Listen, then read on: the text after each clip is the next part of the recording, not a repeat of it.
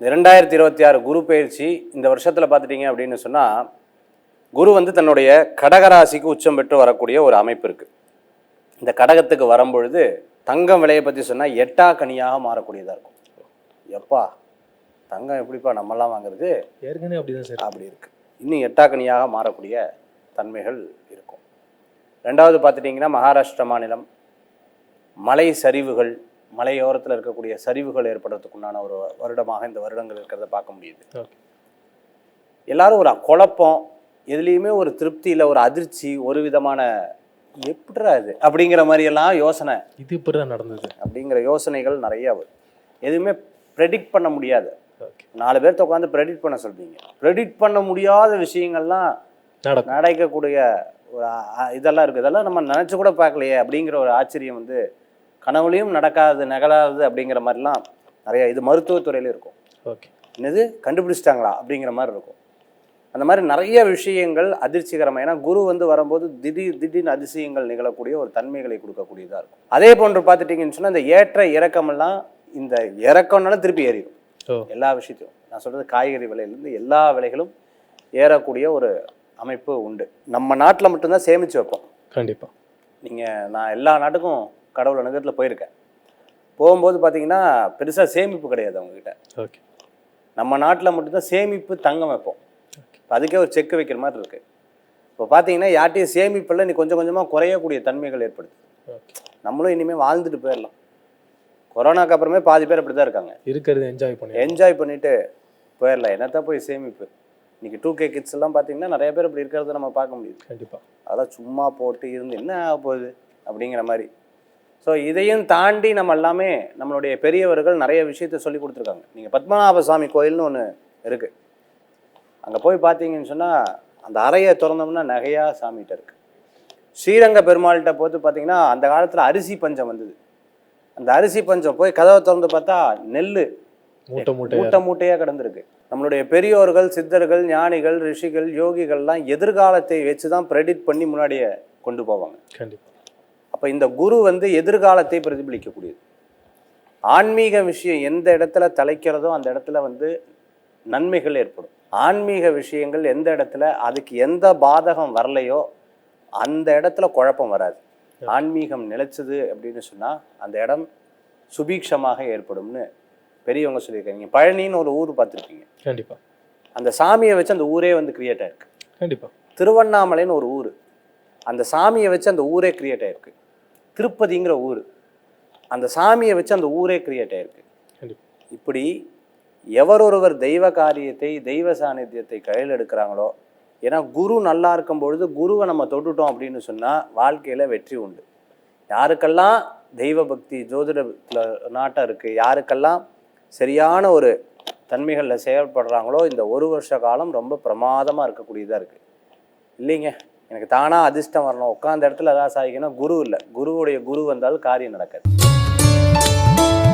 தனுசு ராசி என்பவர்களுக்கு இப்போ இவங்க சொன்னது கொஞ்சம் அப்படியே நல்லா உற்று நோக்கி கவனிச்சு பார்த்தீங்கன்னா, நிறையா தடைகள் ஆகும். களவு போகும். பொருட்களில் கவனமாக இருக்கணும்.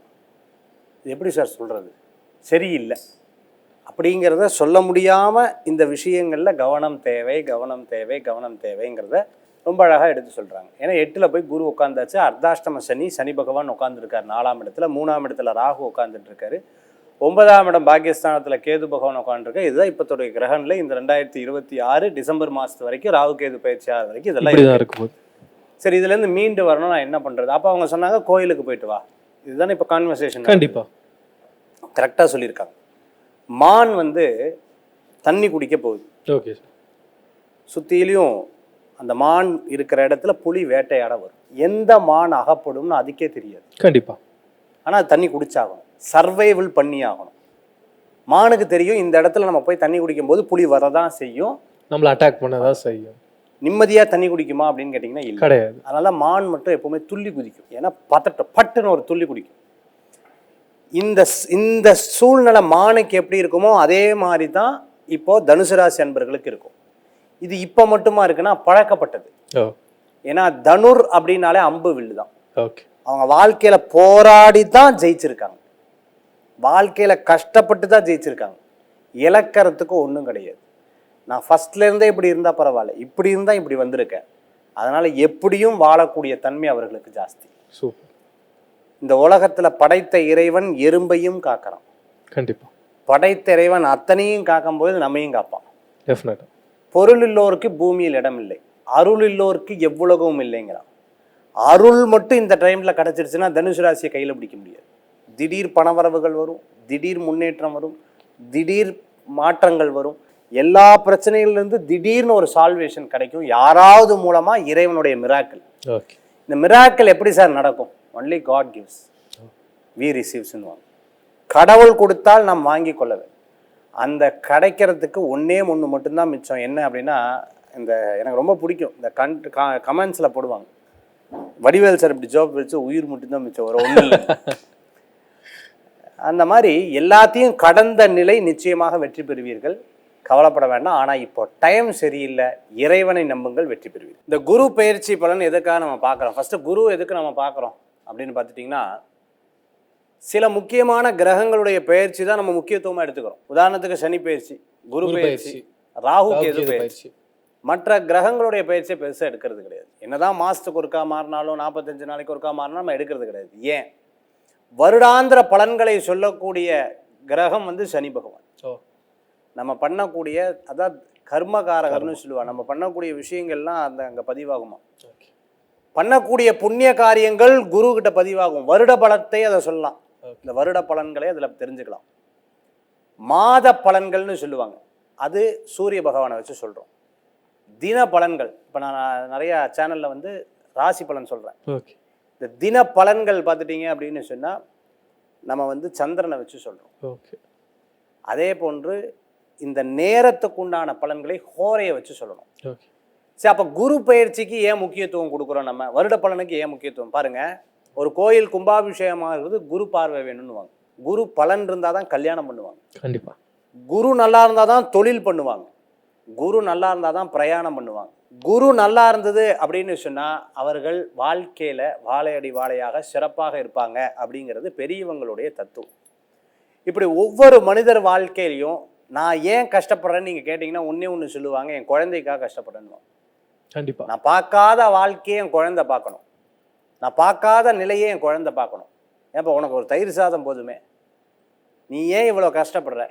சார் வேற ஒன்றும் இல்லை சார், என் குழந்தை நல்லா இருக்கணும், அதுக்காக நான் உழைக்கிறேன் சார். ஒவ்வொரு ஆண்களும் அப்படி இருப்பாங்க, பெண்களும் அப்படி இருப்பாங்க. இந்த குரு பயிற்சி பலன் கல்யாணம், குழந்தைகளுக்கு உண்டான எதிர்காலம். நான் நிறைய ஜாதகம் பார்த்துருக்கேன். நிறைய பேர் வந்து பார்க்கும் பொழுது எக்கச்சக்கமான சொத்து சேர்த்து வச்சிருப்பாங்க, குழந்தைகளுக்கு அனுபவிக்கக்கூடிய தன்மை குறைவாக இருக்கும். அப்பா எல்லாத்தையும் கொடுத்துருப்பாரு, பட் சார் அப்பா தானே சேர்த்து வச்சதுன்னு வீட்டில் சொல்லுவாங்க.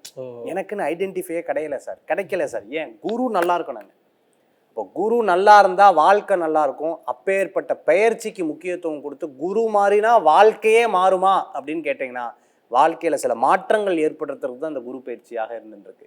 எப்பவுமே வறண்டு போகக்கூடிய ஒரு வாழ்க்கையில் ஒரு மாற்றத்தை கொடுக்கக்கூடிய பயிற்சியாக இந்த குரு பயிற்சியை பெரியோர்கள் ஜோதிட சாஸ்திரத்தில் பார்க்குறாங்க.